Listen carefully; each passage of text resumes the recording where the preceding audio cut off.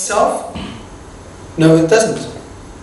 I wanted to confirm this. I spoke to a Maulana only a couple of days back. I was asking him, out of the 7.5 hadiths, how many hadiths are marfu? Meaning that they go back to the Prophet himself.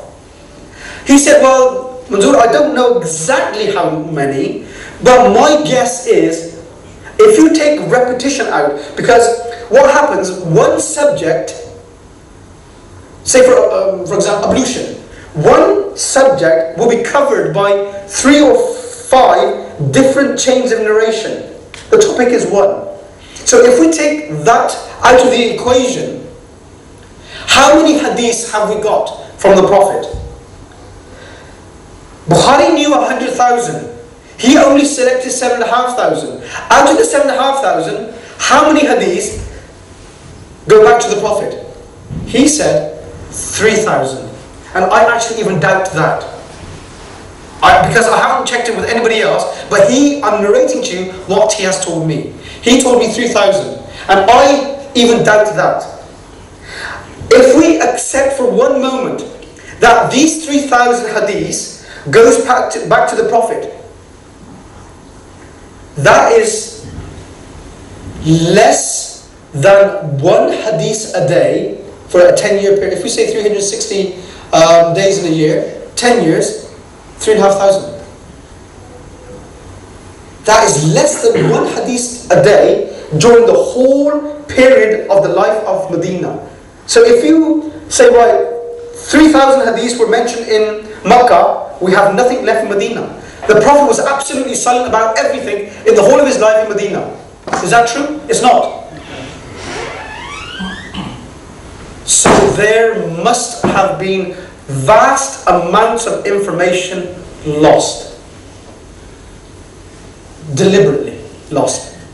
100,000 hadiths, 7,500 are selected. Out of that 7,500, only about 3,000 go back to the Prophet directly. And the rest of repetition, and they are sayings and traditions and verdicts of the companions. So, this proves my point that something happened to the hadith. Something happened to the hadith.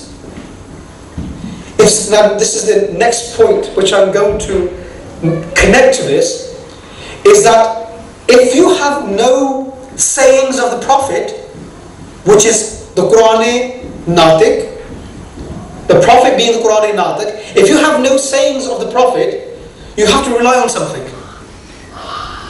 In order to work out what the laws of Islam are, you have to rely upon something. You have to rely upon something. And this is why Qiyas came into Islamic terminology. Personal thoughts came into this. My personal thought on this matter is this. My personal thought on this matter is this. Islam is nothing about personal thought.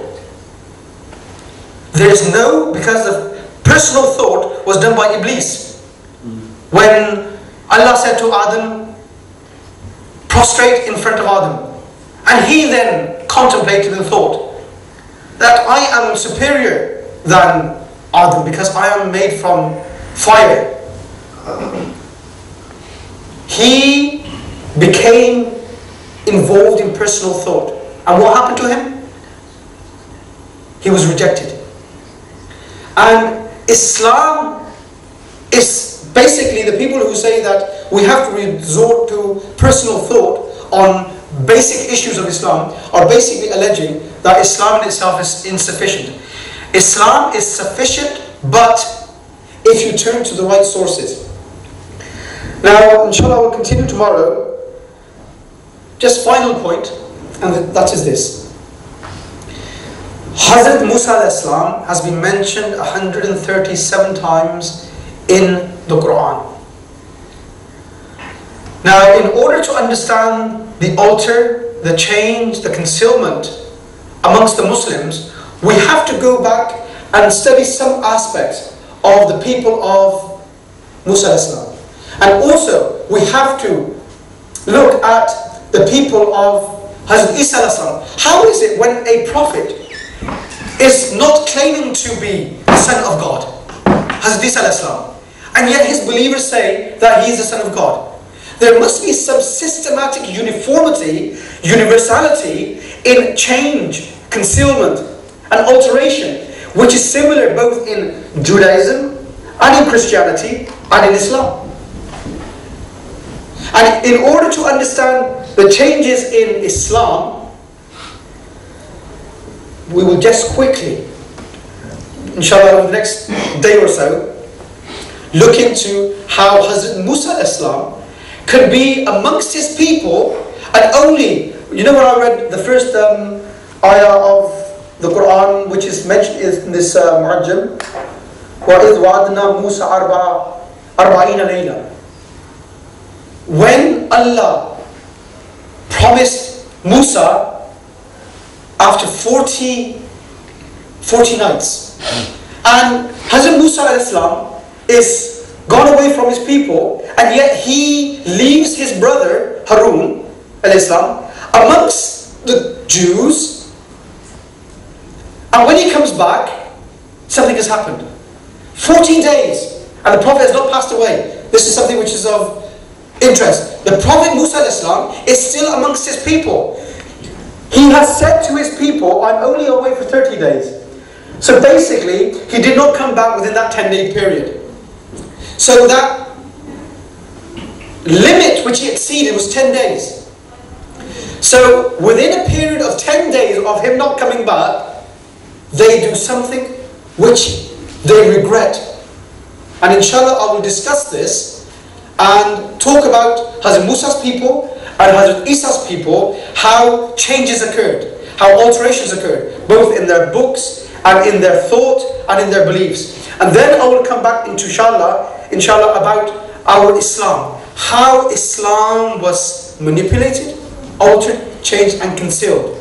And the proof of this is that we only have 3,000 or less than that of the hadiths of the Prophet, and most of them come from Abu Hurairah. Abu Hurairah, who was only a Muslim for 3 years before the Prophet's passing away. And he is the one who's narrated more hadiths than anybody else.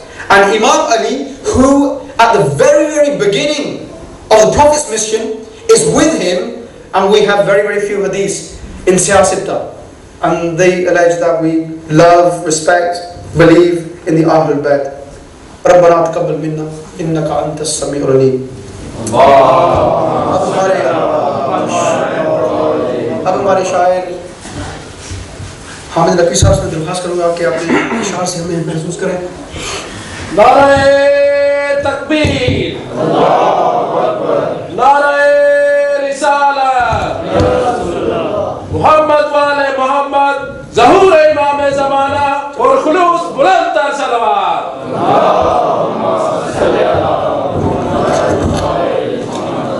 फारे दीगर सलवात.